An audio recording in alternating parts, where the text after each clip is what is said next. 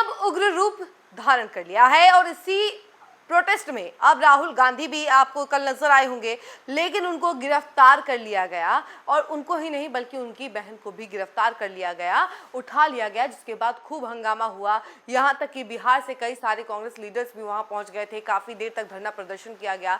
आपको इसके बारे में तमाम डिटेल्स हम आपको बताएंगे, लेकिन इससे पहले आपको बता दें कि धर्मेंद्र प्रधान ने अब अपनी चुप्पी तोड़ दी है और इसको लेकर के बड़ा बयान दे दिया है। हम आपको इसके बारे में तमाम चीजें बताते हैं, लेकिन उससे पहले नमस्कार, न्यूज़ फॉर नेशन देख रहे हैं, यहाँ पर मैं हूं सानिया आपके साथ। इस वक्त की बड़ी खबर हम आपको बता रहे हैं जो कि राजनीतिक गलियारों से निकल करके सामने आ रही है। धर्मेंद्र प्रधान, शिक्षा मंत्री धर्मेंद्र प्रधान ने आखिरकार अपनी चुप्पी तोड़ दी है। काफी समय से वो इस प्रोटेस्ट को लेकर के चुप्पी साधे हुए थे, क्योंकि जितने भी प्रदर्शनकारी थे वो शिक्षा मंत्री धर्मेंद्र प्रधान के इस्तीफे की मांग कर रहे थे। और वहीं अब इसी बीच देखिए कि खबर ये सामने आ रही है कि धर्मेंद्र प्रधान ने अपनी चुप्पी तोड़ते हुए राहुल गांधी पर जमकर निशाना साधा है और कांग्रेस लीडर को लेकर के कई तरह की बातें वो करते हुए नजर आए हैं। सोशल मीडिया के माध्यम से उन्होंने निशाना साधा है।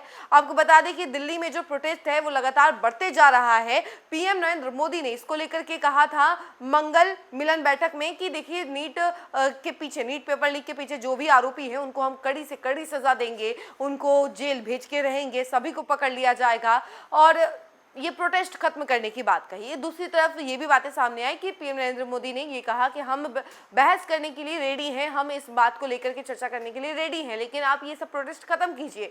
तो वहीं दूसरी तरफ राहुल गांधी भी पीएम आवास के बाहर बैठ गए थे धरना पर और उनके साथ साथ उनकी बहन भी बैठी हुई थी। तो खूब देर तक हंगामा हुआ, जिसके बाद पुलिस वहां पहुंची और पुलिस ने एक्शन लेते हुए राहुल गांधी को अरेस्ट कर लिया, उनकी बहन को भी उठा लिया। जिसके बाद अब देखिए धर्मेंद्र प्रधान ने निशाना साधते हुए कई सारी बातें लिखी है, उसके बारे में हम आपको बताते हैं। विपक्ष के नेता श्री राहुल गांधी और आईएनसी इंडिया संसद के मानसून सत्र में हंगामा करने के लिए बेशर्मी से छात्रों का राजनीतिक हथियार के रूप में इस्तेमाल कर रहे हैं। श्री राहुल गांधी और आईएनसीआई ने माननीय प्रधानमंत्री के आवास के बाहर धरना देने का रास्ता चुना, जिससे आम जनता को परेशानी हुई और सुरक्षा नियमों को तोड़ा गया। सरकार ने साफ कर दिया था कि वह इस मुद्दे पर पूरी चर्चा करने के लिए तैयार है, लेकिन फिर भी कांग्रेस ने सही तरीके से बहस करने के बजाय राजनीतिक ड्रामा किया। उनका मकसद कभी भी छात्रों की समस्या का समाधान निकालना नहीं था, वे सिर्फ खबरों में बने रहने के लिए हंगामा कर रहे थे। राहुल गांधी के लिए यह छात्र का मुद्दा नहीं है, बल्कि बातचीत के सभी रास्ते खुले होने के बावजूद उनका मकसद सिर्फ विवाद और टकराव पैदा करना है। हमारी सरकार संसद ने नीट के मुद्दे पर चर्चा करने और युवाओं की हर जायज चिंता को दूर करने के लिए 100% तैयार है। भारत के छात्र इससे कई बेहतर के हकदार है। उन्हें राजनीति के लिए मोहरे की तरह इस्तेमाल नहीं किया जाना चाहिए। उन्हें हंगामे के बजाय सही भविष्य और नारों के बजाय समाधान और ड्रामे के बजाय जिम्मेदारी की जरूरत है। हमारे छात्रों को सिर्फ गुस्से की नहीं बल्कि जवाब, सुधार और जवाबदेही यानी कि अकाउंटेबिलिटी की जरूरत है और हमारी सरकार उन्हें यही सब देने के लिए पूरी तरह से वचनबद्ध है। एक खास बात, धर्मेंद्र प्रधान जो कि शिक्षा मंत्री हैं, उन्होंने इस्तीफे पर कुछ भी नहीं बोला है। सोशल मीडिया पोस्ट में इस्तीफे का जिक्र भी नहीं किया है।